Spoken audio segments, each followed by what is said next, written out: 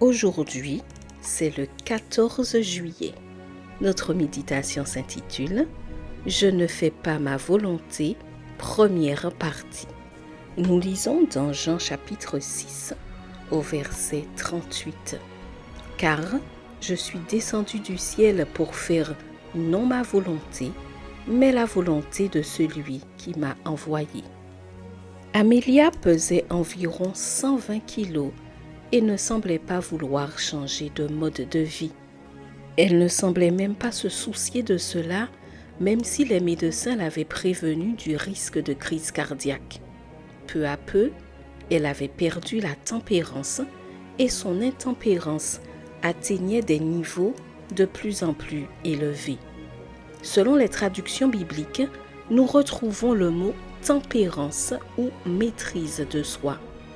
Quelle quantité manger, combien de temps dormir, travailler, parler, voilà les domaines dans lesquels il est difficile de trouver un équilibre.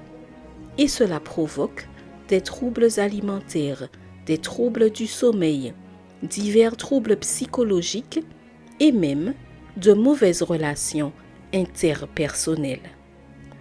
Dans mon enfance, j'ai entendu cette phrase « Aime Dieu et fais ce que tu veux ». Aujourd'hui, je crois que c'est la clé de la tempérance. Pourquoi ? La réponse se trouve dans le texte d'aujourd'hui. Jésus aimait son Père et ne faisait qu'un avec lui, de sorte qu'il faisait toujours la volonté de son Père avec joie. Si la volonté de Dieu est que je prenne soin de mon corps, je le ferai certainement, car ma volonté est soumise à la sienne.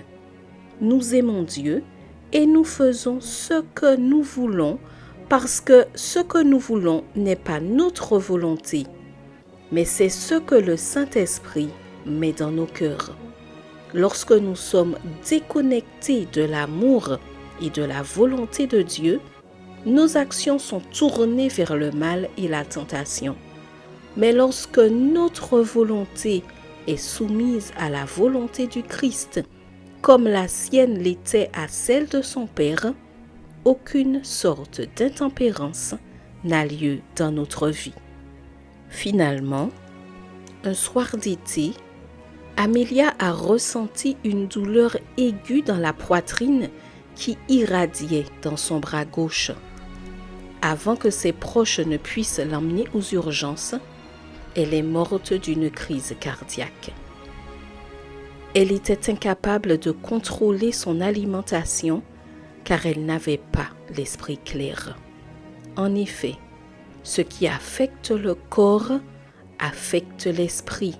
C'est pourquoi nous ne pouvons prendre de décisions sûres si nous sommes dominés par l'intempérance.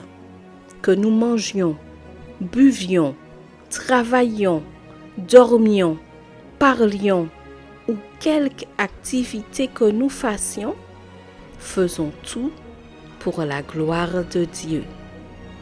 Post-scriptum, heureuse d'être tempérante. Je te souhaite une excellente journée sous le regard béni du Seigneur.